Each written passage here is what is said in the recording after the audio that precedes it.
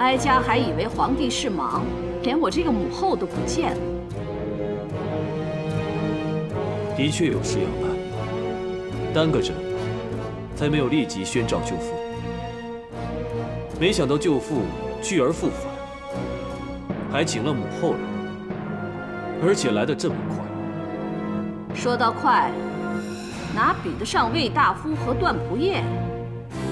那边厢犯了国法，这边厢就来面圣。皇帝可知道何谓法，何谓治？要是国法不依，如何以治？国不治，哀家看天下就要大乱了。母后所言甚是，国法不能不彰，犯法不能不惩。不过，儿臣不太明白，如今是谁犯法？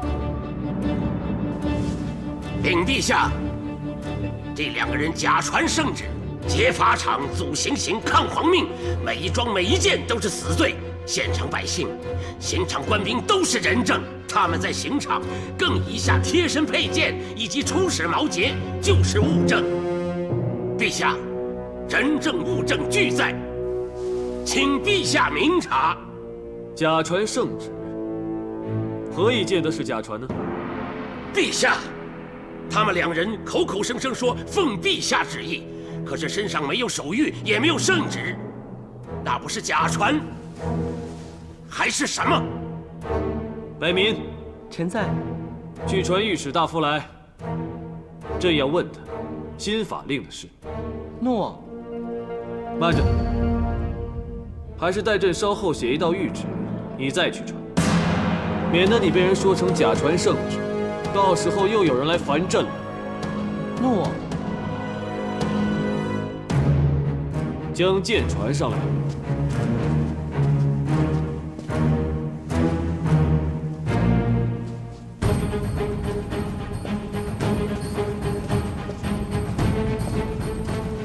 卫青啊，你连传个口谕都要解下佩剑做担保吗？是不是朕的话比不上这把剑的分量？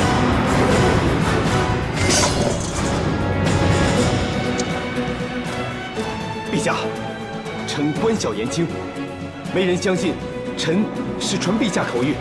事出突然，臣只好留下佩剑，待段不夜强行离开。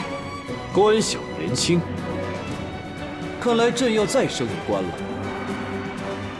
丞相，一切似乎都是你过于谨慎所致，纯粹是误会一场。起来吧。诺。皇帝，卫青既然真是传你口谕，哀家也无话可说。那么，这个人呢？他明明就是私劫法场，罪不可恕。如果要治罪，那也是先要治舅父的罪。陛下，臣不明白，请陛下明示。你可知道你身后那是什么？这是段仆夜出使西域所持的毛节，他亲带到刑场，并留在那里。现场的臣民皆可作证。回陛下，确是如此。既然如此，丞相难道不知道，此节是朕派遣使者的凭据，代表大汉，代表朕，借节如借朕吗？朕将此毛节交与段宏，就算段宏有罪，都必须亲来见朕，交回毛节。丞相却无视法理体统，硬要当场问朕。段宏反抗是逼不得已。朕想问丞相，你当时心中是否只有杀人之气，全无敬朕之心？陛下，皇帝，丞相判段宏力斩不赦，虽然有点鲁莽，未有顾及段宏使臣的身份，可也只是一心想维护朝纲。难道谁人拿着这毛节就可以任意妄为吗？那日后……母后放心，丞相以下犯上，几乎擅杀汉室，对朕不敬等等大罪。儿臣念他重法纪的份上，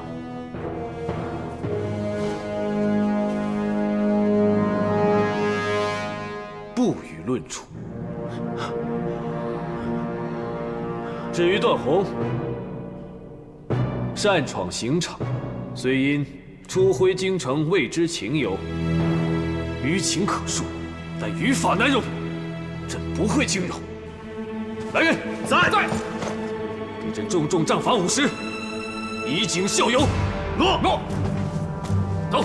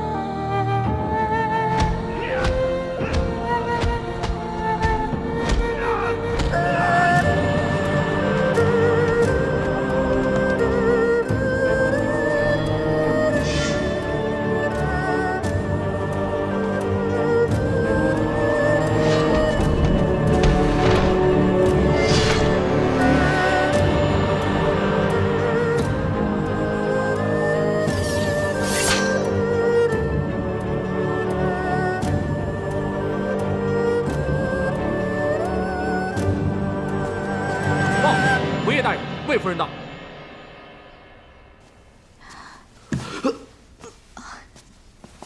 段大哥，不要多礼。魏夫人，我们6年没见，今天终于一见，我竟如此落魄。段大哥本着朋友情谊，在魏齐侯段大人急难之时出手相救，其情可感，其义可嘉。有你这番话，我就没有那么羞惭了。段大哥侠义盖天，何须羞惭？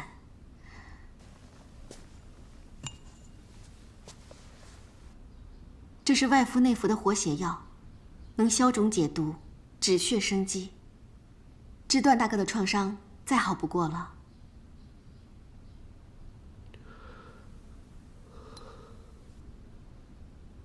皇上说这是南夷进贡的，是当地的保命圣药，非常珍贵。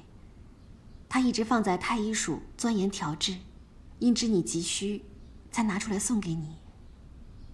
那臣只有谢皇上圣恩了。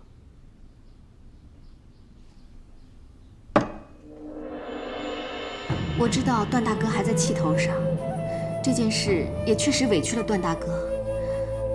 但此事若非如此，恐怕皇太后和丞相皆不肯善罢甘休，到时段大哥的命都难保。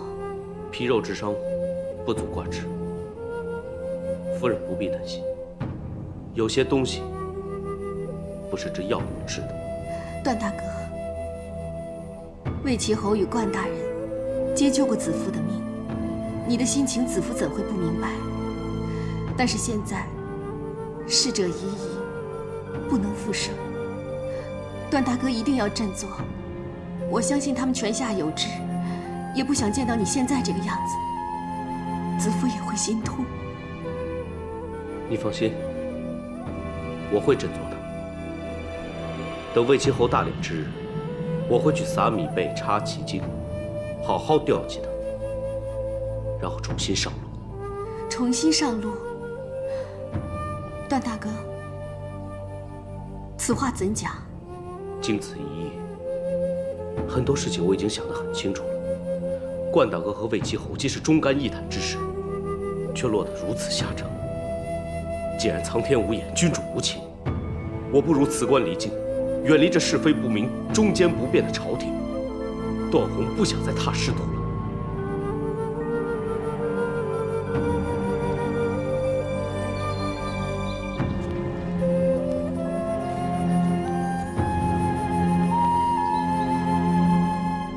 忠臣都离朕而去，留下来的有多少是忠心赤诚的？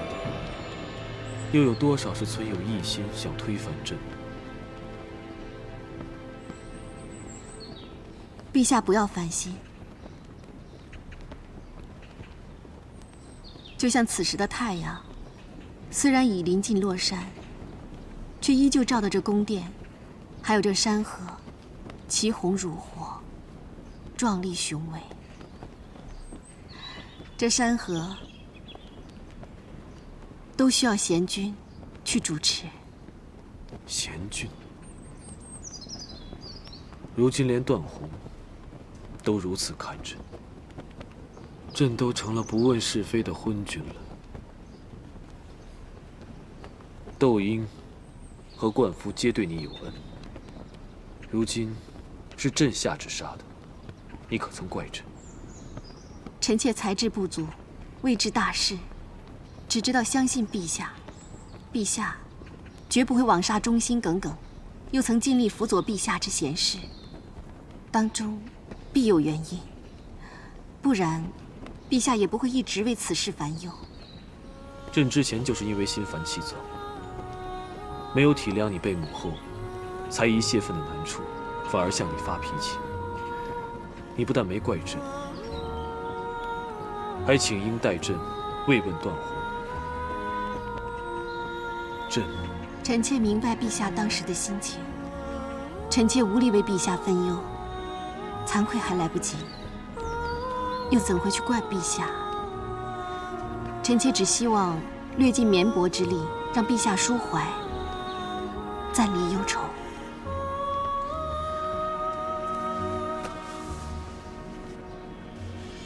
知朕者，莫若此夫。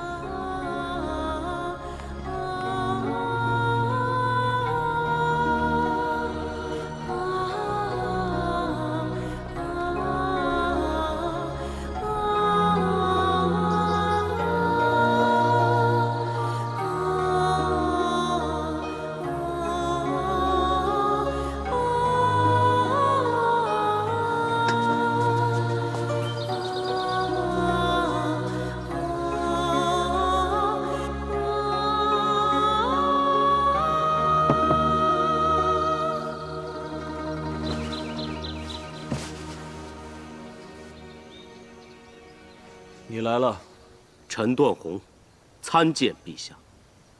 敢问陛下召臣来有何吩咐？你还记得这里吗？记得，臣就是在这里与陛下相识。当时陛下在怀念忠良，祭奠赵大夫和王大人2位贤臣。朕还记得，你用这把宝剑斩毒蛇，免朕受伤。这宝剑是魏齐侯要臣用以护主卫国，可如今剑在，人却已枉死。你句句针锋相对，说明你对朕仍有怨怼。不敢，臣只是实话实说。陛下若认为臣有冒犯之处，求陛下论罪；又或是臣交出印绶，求陛下准臣去职。你过来。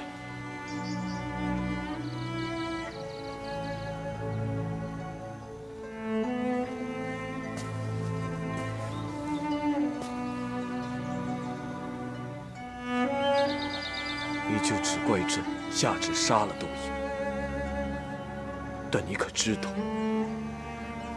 最不想杀窦婴的就是朕。当年朕在此祭祀2位恩师，如今重回此地，也是要祭祀为朕亲生的忠臣。陛下不会说的是魏齐侯窦婴吧？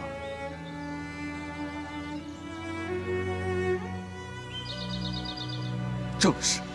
当年陛下受制于窦太皇太后，不能随心所欲。可如今陛下权倾天下，既不想杀，自可赦之。你怎知道朕不曾赦他呢？当日朕曾暗访都司库，探视窦婴，可他向朕求的不是生，而是死。求陛下赐臣一死，也了却臣之心愿。不行，外敌觊觎，内有佞臣，朕不能让你就这么枉死。你要留有用之躯，助朕正朝纲，肃贪渎。陛下，朕永远不会忘记你当年是如何服谒朕，如何见贤臣，推儒学，受朕治国之道。朕今日之所以能坐稳地位，皆因有窦丞相你。正是因为臣姓窦，所以臣必须死。这窦姓只会延续外戚专权的遗具，加深朝臣相互猜夺内讧，此乃臣必死理由之一。况且，当年先帝赐臣密诏，遇危急之事可承诏面圣。臣本欲借此遗诏面见陛下，为官夫申辩。可这遗诏竟在尚书署找不到副本。陛下，这可能吗？若不是臣伪造，那就是有人盗取副本。陛下，能在尚书署下手的，只有位极人臣、权倾朝野之人。陛下英明，臣指的是谁？陛下应该能够猜到。官夫马谡本只是一桩醉酒闹事，何以演变到诛其亲族啊？臣被误为伪造遗诏，这可是滔天大罪啊！当中的情由，难道就只是因为天分没有容人之量吗？你是说其中另有内情？官夫醉酒，马到最后提及一事，让天坟立即将他抓住下狱。当时人们只是以为官夫醉得糊涂，胡言乱语而已。那是何事？天坟牵扯的，乃是足以让他抄家灭门的大阴谋，意图谋反。什么？他已是为丞相，又是国舅，位极人臣，这没道理。这或许是他为太尉之初，又或许是被免职赋闲之事的图谋。臣听官夫转述，田汾曾向同谋说：“陛下整日狩猎，以身犯险，却无子嗣。若公居晏驾，汉室无主，他们便可成大事。”真有此事？官夫已死，家已被抄，宗族既灭，而臣为了救他，也身陷囹圄，被诬以必死之罪。陛下，孰真孰假，只能凭信与不信。这么说，你们全无证据？确无实证，目前只有臣死，让田汾以为陛下相信是臣诬告他，而疏于防范，也好让陛下趁机找出他的罪证，以便吞并不法，一举铲除田汾及其合谋余党。此乃臣必死理由之二。若真像你说朝中有此等大事，朕就更不能让你死。只要你查出官夫枉死的实情，田汾谋反的罪证，那陛下不就蒙上了包庇罪臣的污名吗？什么污名不污名，朕不怕。朕是皇帝，朕不让你死，你就不能死。陛下，臣还有第三个非死不可的理由。当日官府不愿去田汾的婚宴，却因臣极力劝说，他才出席。因此招来杀身之祸，官府因臣而死，臣有何颜面求生人前？求陛下治国一法，杀臣以立威信，让臣对官府尽义，对陛下尽忠啊！如此一心为朕为社稷的重臣，朕怎舍得让你枉死？一举忠臣，都应足矣。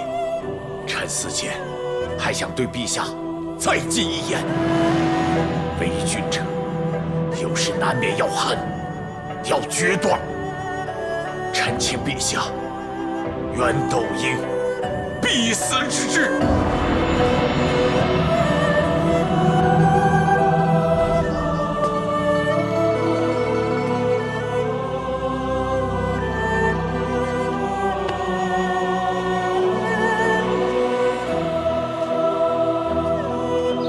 这是窦婴为自己亲书的遗亲，用它来盖世，以示其一生受得起这4个字。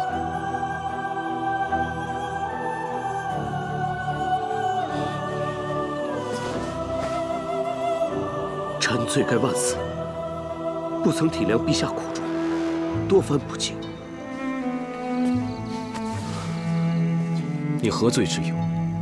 窦婴枉死，朕痛心疾首，却不能宣之于口。你生气，只因与朕同心，朕怎会怪罪于你？段宏，你一去6年，你可知道，这些日子里，朕如失了右手一般。段宏，你别再去西域了。现在这处境，你留下来帮朕，续窦婴之志，助朕追查田汾谋反罪证。臣定当尽心尽力，为陛下效犬马之劳，鞠躬尽瘁。这玉蝉是朕为窦婴亲雕的玉函，朕不能亲往致敬，希望你能将它放在窦婴口中，以慰窦婴亡灵。口含于世，欲化不得，欲为苦辣，已于不朽。玉蝉有重生之意，愿窦婴能远离一切妖种，让一生功过待留千秋平定。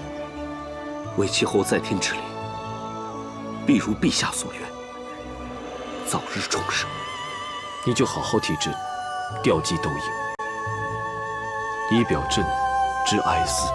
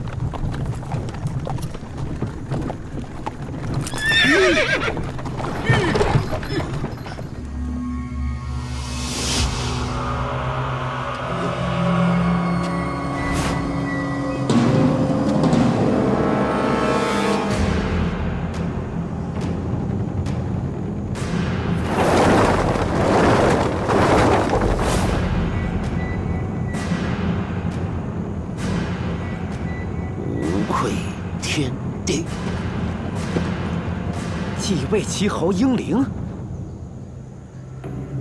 丞相，是祭奠窦婴的祭台。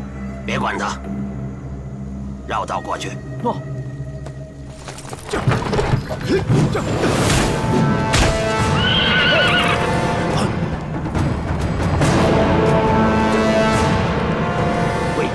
在天之灵，奸佞谄媚者，血债血偿，血债血偿。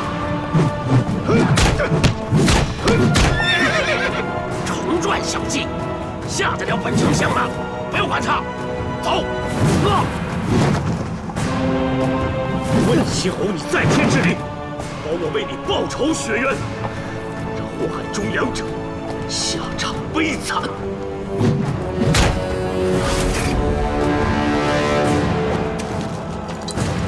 段宏在这里设下怒计，当天际英灵。愿魏齐侯在天之灵，保卫汉室。你到底要干什么呀？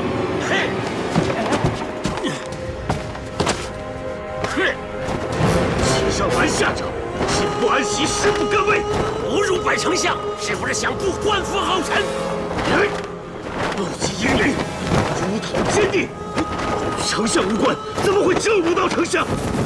这是魏齐侯死前的亲书，用来盖世的遗亲。走，站车！愿无辜者无愧天地，害人者自受报应。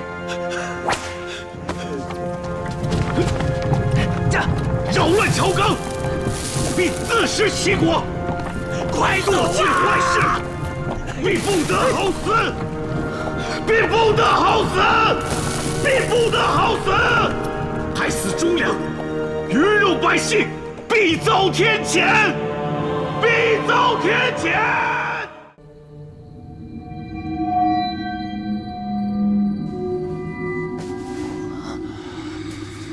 无愧天地。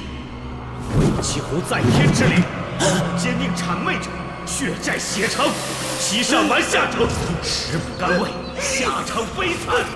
这是魏齐侯死前的亲书，用来盖世的义亲，来盖世的义亲，必遭天谴！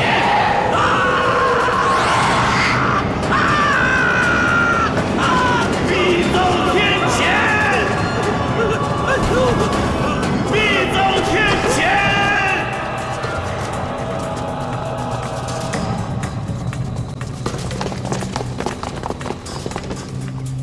皇太后驾到！参见皇太后。弟弟，弟弟，弟弟，弟弟，弟弟，为什么不让御医看看你的病啊？弟弟，弟弟。姐姐，你来的正好，我没病，你来了我就放心了。姐姐不懂医术啊，弟弟，你应该让御医看看你的病啊。御医没用啊，得靠你。姐姐，怎么办呢？只有你才能镇住他们。姐姐，你别走啊，别走啊！难道你真的被恶鬼缠身了吗？你别说，他们会听到的。他们来了，来了！他们来了！弟弟，你救不了！快传太医令！诺，快！弟弟，弟弟，你不会有事的。有姐姐在的一天，绝对不会让你有事。一如当年姐姐在后宫失忆的时候，你守护着姐姐，为姐姐奔波一样啊！他们好厉害，生前行军打仗，大杀四方，死了为鬼为欲，绝非等闲之辈呀！他们来抓我了，他们来抓我了！弟弟，你不要吓我呀，弟弟！他们绝对不敢动你的，他们绝对不敢动你的。没用的，姐姐，没用的，你保不住我了。那段宏法术真的很厉害，他招风唤雨，狐神唤鬼，我真的是斗不过他呀。没事的，他只是区区仆夜，姐姐才是皇太后。有姐在，没事的。弟弟，弟弟，弟弟，姐姐，这一辈子有你做我姐姐，足够了。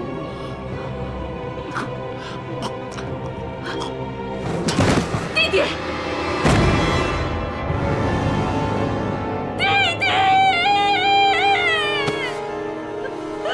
弟弟。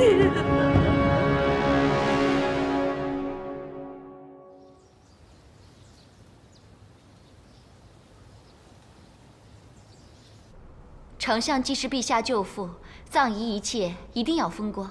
臣妾已经安排有司去办理，葬地也已经选好，墓室的形制按照丞相府原状，随葬的金器、玉器、青铜器，臣妾都已经安排妥当，就等陛下择吉日送葬。母后可好？母后心中郁结，还想静养。母后已闭关3日，足不出户，不肯见人。皇后与其安排丞相丧事，倒不如去安抚母后，看她是否安好。皇太后驾到！参见皇太后。参见皇太后。参见母后。儿臣担心母后。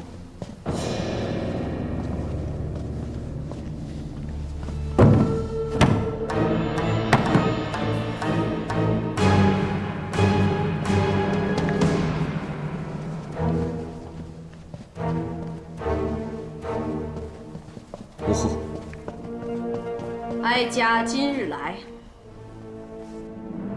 是找他。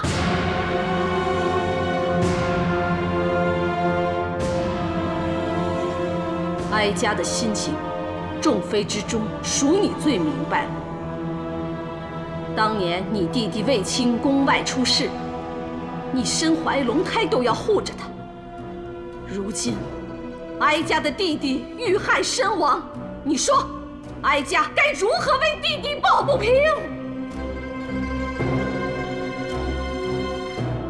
这里有2498块玉，你帮哀家数数齐不齐整，给哀家做个见证。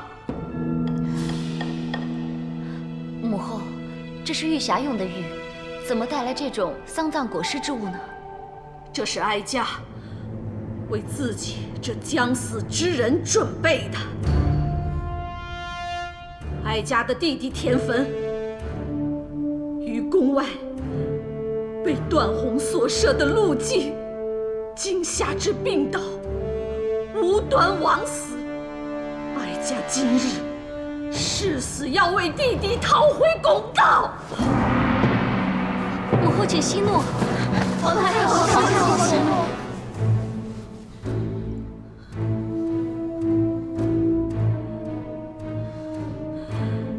段宏不死，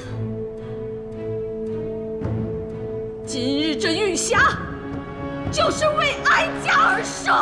母后息怒，此事哀家倒要看看哀家11月怀胎的孝子，今天是要维护一个姬妾的朋党，还是要存孝义，赐死一个恐吓丞相、十恶不赦的罪臣段宏？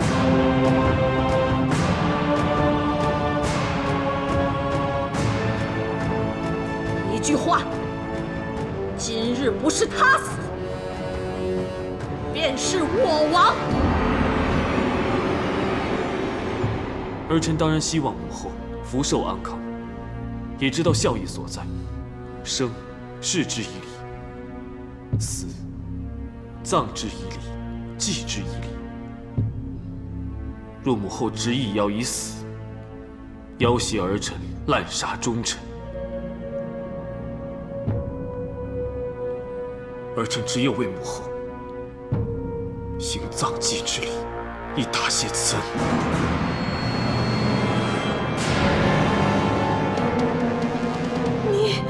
母后，母后，走开！皇太后，皇太后息怒。不孝子！母后，请听儿臣说。哀家不听。孝有忠孝和愚孝。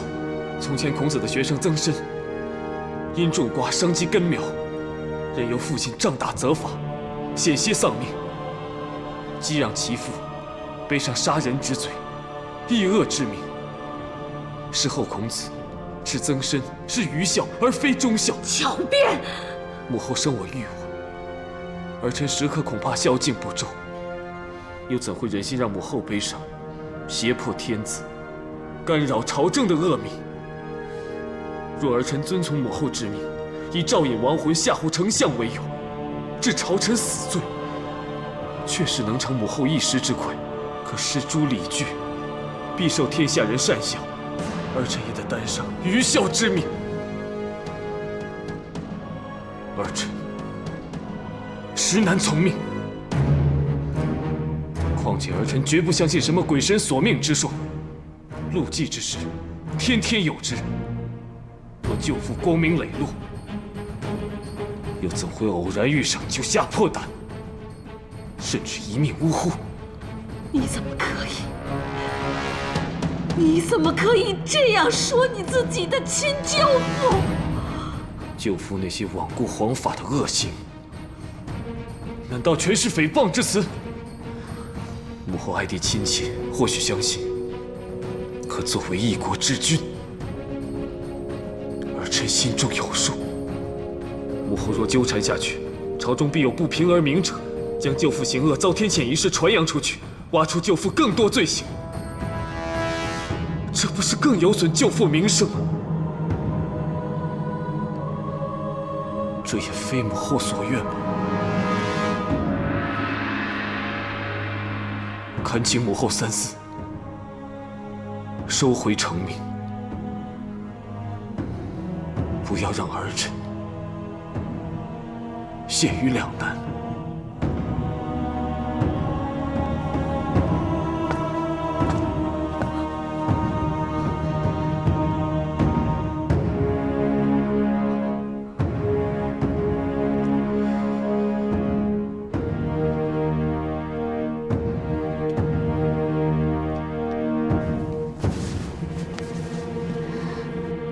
启禀陛下，可否让臣妾说几句话？说吧。皇太后刚才提起臣妾弟弟当年被抓一事，臣妾回想起来，也甚觉惭愧。当年臣妾愚昧，为了弟弟的失踪鲁莽行事，几乎铸成大错，险些滑胎，伤及腹中骨肉。如今，只要为长公主身体抱恙，臣妾就愧疚当日所为，也许疑惑胎儿。皇太后与丞相姐弟情深，但是皇太后与皇上骨肉相连，母子同心。相信皇太后也不忍皇上受群臣非议，陷于两难，求皇太后英明决断。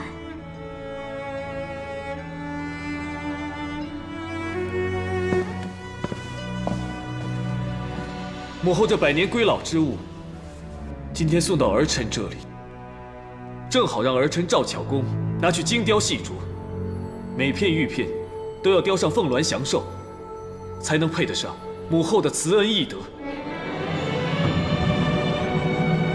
母后凤体金躯，必定长命百岁，儿臣便有充裕的时日，可以慢雕细琢，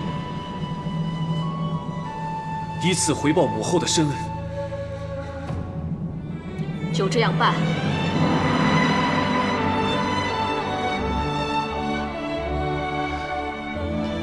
母后，此事就交给我来办吧。这些金缕玉衣，臣妾会拿到东园重新修整，一定会尽善尽美。好，此事就交由皇后办理。诺。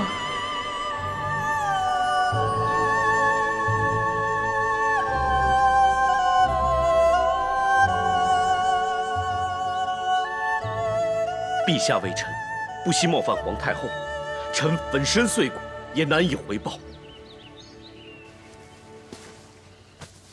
起来吧，朕已经失去了窦婴和冠夫，怎能再是一个推心置腹的忠臣？谢陛下。这事已经过去，不必再提了。只是跟田汾勾结、图谋造反的党羽一日未查出，始终是大汉的祸患。敢图谋帝位之人，必位高权重。若田汾与之勾结，就肯定是在他未当丞相之前。田汾究竟有何利用价值？这人虽位高，却应该无法自由出入禁宫，所以才要借助田汾国舅的身份，方便行事。臣定会循着这个方向入手追查，并且会在田汾的好友当中一一查询，不将同谋者正法，绝不罢休。有你这话，朕就放心了。只是切记，机密行事不得外扬。臣明白，臣一定会小心。有臣如断黄，朕何事阻虑？有君如陛下，臣死而无悔。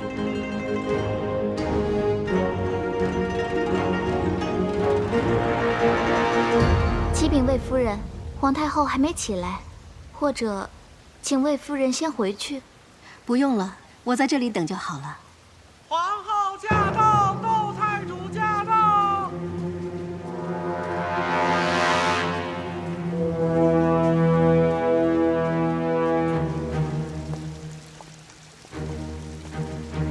参见皇后，参见窦太主。起来吧，妹妹也来向皇太后请安啊。是，只是皇太后尚未起来。是吗？翠儿，快进去通传，说皇后来请安了。诺。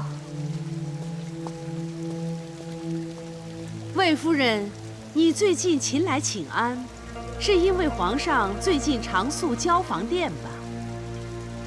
但是刻意奉承，未必博得皇太后在皇上面前为你美言呢。臣妾向来按例请安，今闻皇太后生病，更常多来探望，并无刻意讨好之意，请窦太主明鉴。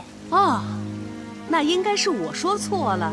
魏夫人当然不用刻意，只是举手投足已经是敬长辈、爱国君、识大体的贤惠嫔妃，那种真义淑德、挥耍自如，可是装得颇到家呀。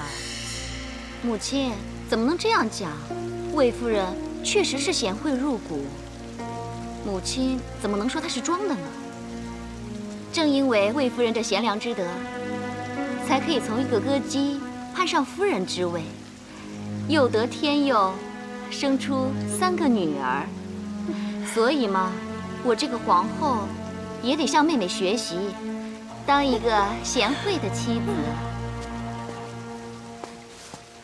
禀皇后，皇太后刚刚醒来，请内进。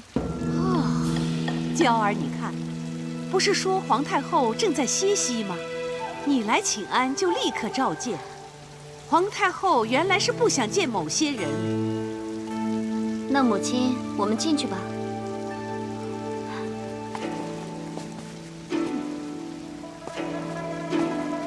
魏夫人，看你平时很聪明，怎么突然间不懂情理了？皇太后分明就是不想见你，你偏要进去惹她生气吗？我身为6宫之首，本来也应该帮你，可是总不能让皇太后在病中再受刺激吧。不过，本皇后不介意带你向皇太后请安。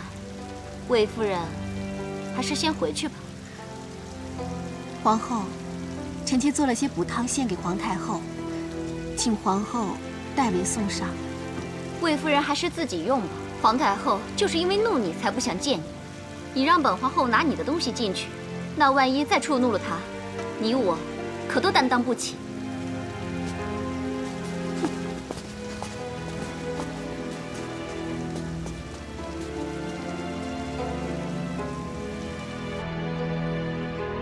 皇后窦太主到。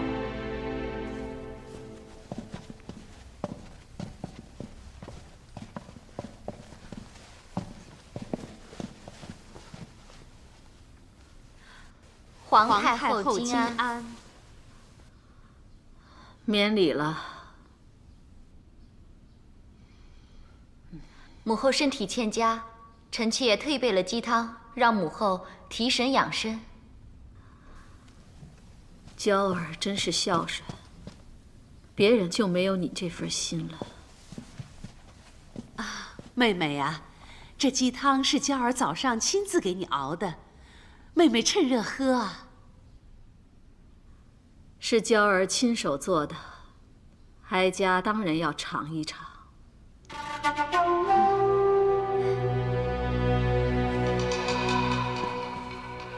若真能提神，就更好了。哎呀，哀家如今是整天困累，药食不灵。太医令开了几副药，都没什么起色。哎呀，这可非同小可呀！妹妹，你睡中可有梦啊？何止有，还噩梦连连呢。一时梦见弟弟，一时又梦见太皇太后。他责问哀家，为何要纵容弟弟杀害那个姓窦的？窦婴脚趾，是他咎由自取，与哀家何干呢？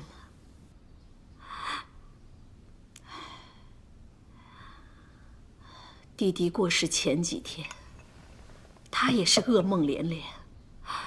难道母后福寿绵长，想必只是伤心过度而已。不多虑就好了。就是，想是太医令的药并未对症，所以才令妹妹久病不愈。幸好我们娇儿孝顺，历经千辛万苦，已经为妹妹寻得良医了。哦，臣妾一直为母后搜寻良方妙药，今日还遇上一位义士。他不但神通超拔，而且医术更胜扁鹊。在河西一带被誉为神医，听说有起死回生之术，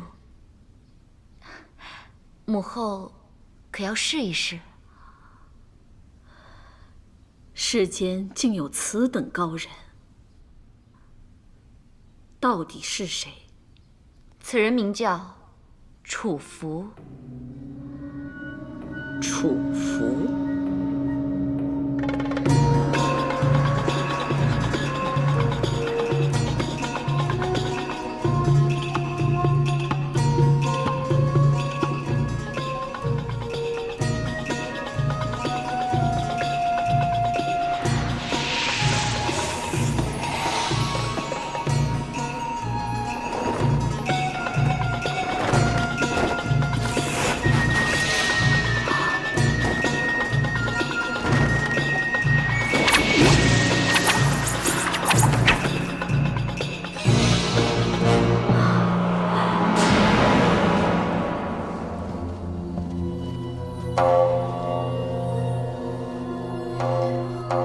皇太后福印，灵丹妙药在此，必能药到病除。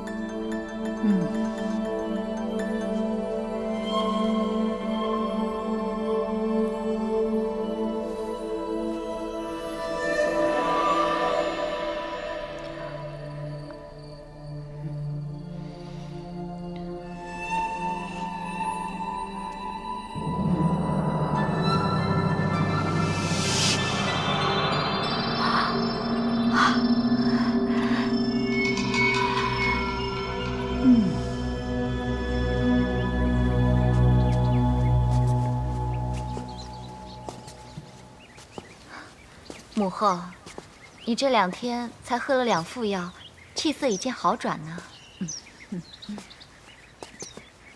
相信妹妹的病很快就会康复。起初娇儿推荐的时候，还半信半疑。唉，现在虽未完全康复，但身心舒畅多了。都坐吧。楚服，你果然名不虚传呐！谢皇太后赞赏。不过小女子不敢独占功劳。哦，难道还有比你更厉害的高人？是田丞相在天之灵护佑皇太后。弟弟，丞相素来积德，已归仙道，如今福泽后宫，皇太后才会迅速康复。原来是弟弟，他在保哀家，可哀家却保不了他。母后，舅父成仙，这是天大的好事啊，为何难过呢？娇儿说的是，他能成仙就好了。哀家心结能解，全因你孝心推荐。哀家要重重赏你。既然是孝心，又何须原赏？母后要赏，就赏楚服吧。是他法术了得，才让母后解除烦忧。这是当然，就赏楚服黄金100锭。谢皇太后赏赐。起来吧，以后你就留在哀家身边，替哀家医病保养身子。楚服只怕不能胜任，求皇太后收回成命。为何不愿意呢？你有什么要求，就说吧。小女子并无要求，只是药道可以并除，灾星却棘手。楚服难有把握保皇太后周全。灾星？宫里怎么会有灾星啊？是谁啊？天机不可泄露啊！哀家命你说。可是泄露天机是要折福折寿的，这关系到汉室安宁。况且皇太后对你信赖赏识，你理应报答呀。那小女子只有冒折寿之险说出来。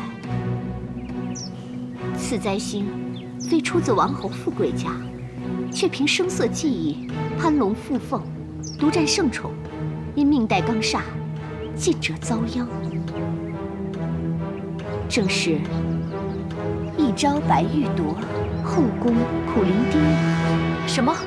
什么一朝白玉夺？这只是小女子祭天求神时感应而来的话，其实也不知道什么白玉。放心，你的白玉喜寿乃皇后专有，谁也夺不走的。说，这扰乱后宫的灾星究竟是谁？凭着声色技艺，攀龙附凤，独占圣宠，难道是他？母亲，别乱说。说又如何？谁猜不出来？除了魏夫人，还能有谁？母后，魏夫人向来心善仁慈，对母后恭敬，她的一言一行在后宫之中尽是典范，怎么会夺白玉，又克母后呢？皇后，宁阁与生俱来，且有罡风引路，为她扫平障碍，轻易扶摇直上。只怕祸延后宫，绝不能让这妖孽灾星去伤及皇帝。皇太后请放心，此灾星遇弱则强，遇强则弱。皇上乃95之尊，不足为虑。但老幼病弱者，为灾星所克，轻则诸事不顺，重则突发病患，危及性命啊！后宫老幼众多啊，那该如何是好啊？楚服，你若能消灾解惑，哀家必定重重赏你。皇太后赏识器重，小女子必定竭尽所能，报效洪恩。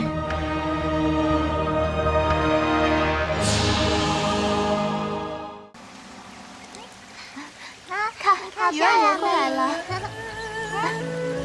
小心啊！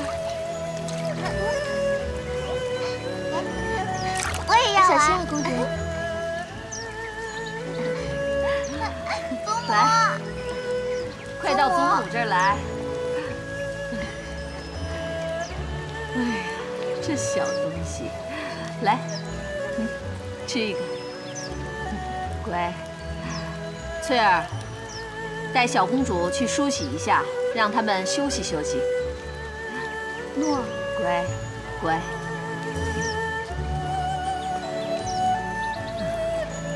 走吧。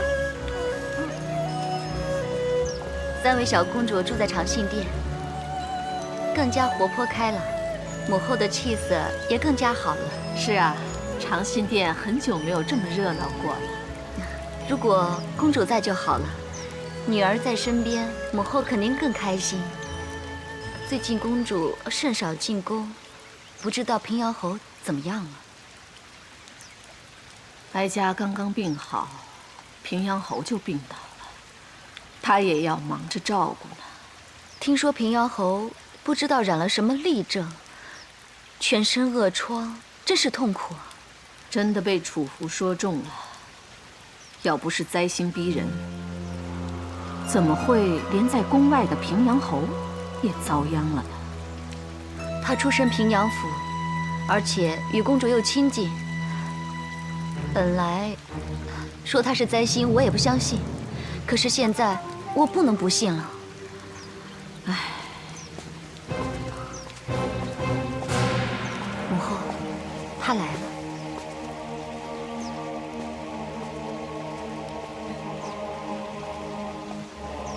皇太后万安，皇后金安。免了。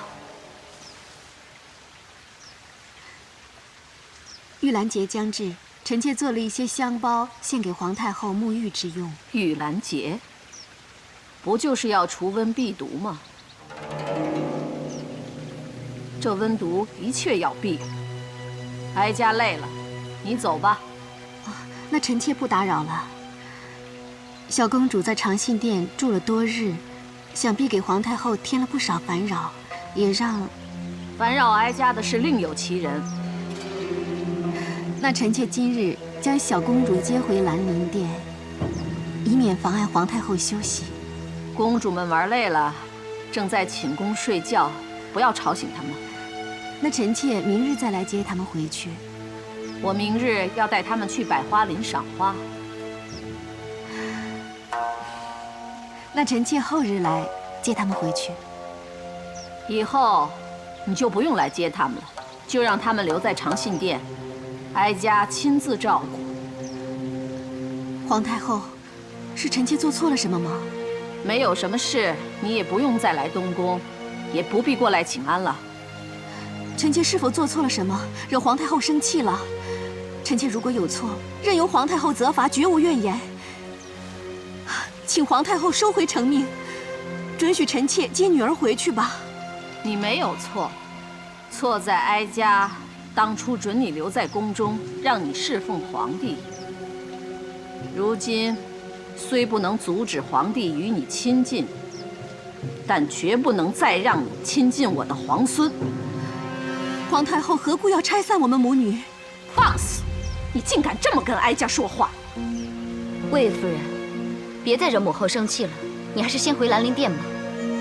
臣妾愚昧，臣妾与3个女儿乃骨肉至亲，生死相连，岂能无故相分？请皇太后明示其中缘由，否则臣妾难以踏出长信殿。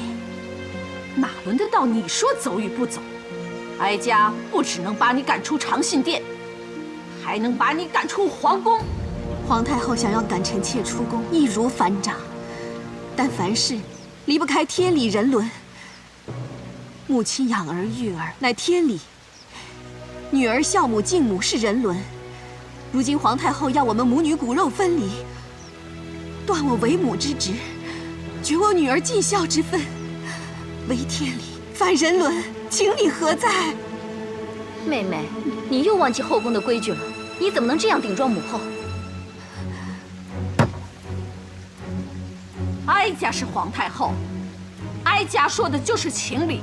你多番目无长辈，女儿留在你身边，只会沾染你的恶习，失礼失教，这就是理。更何况，你是灾星，冲克尊长幼女。为了确保龙毅的安全，哀家不会让你带走公主，这就是情。你明白了吗？明白了就给哀家回去。皇太后，灾星之说纯属无稽之谈。怎能以虚晃之说盖过天理正道？母后息怒，要不我们去请皇上定夺，免得魏夫人觉得母后以长欺小，以尊压卑，强夺骨肉。哼！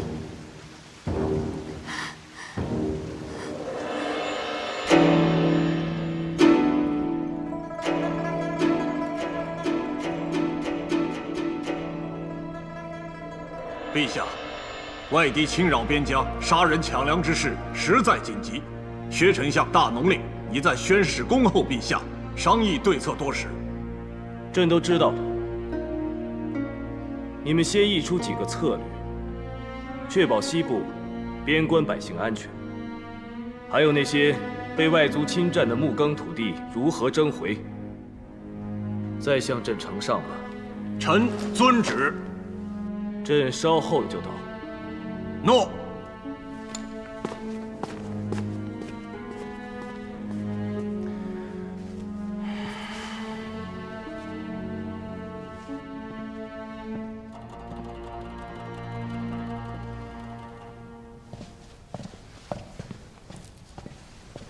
参见母后。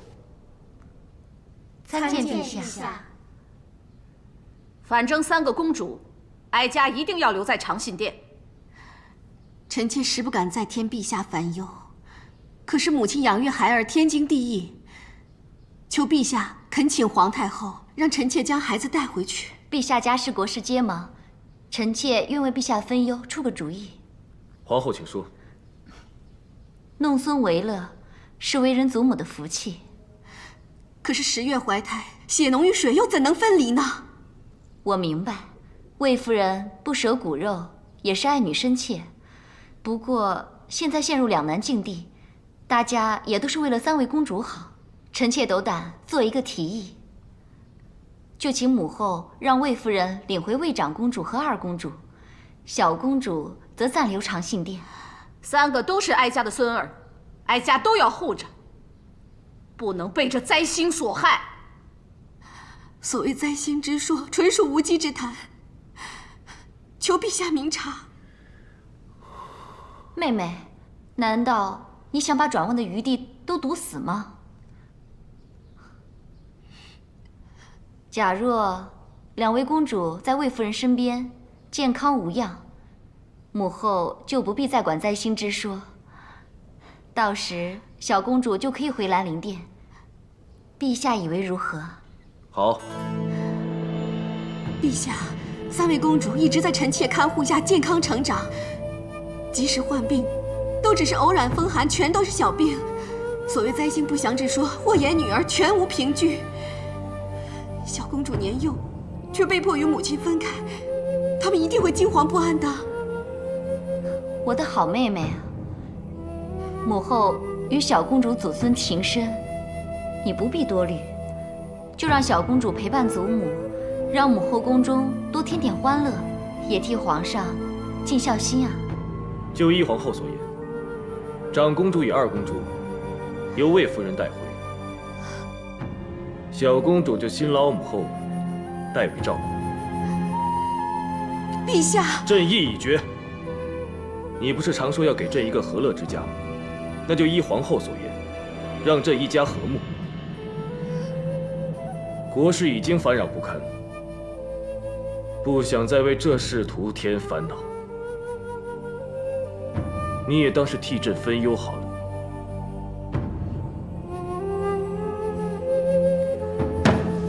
好了，哀家累了，要先回宫休息。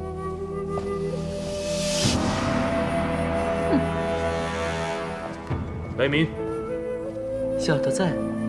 哀家宣誓。诺。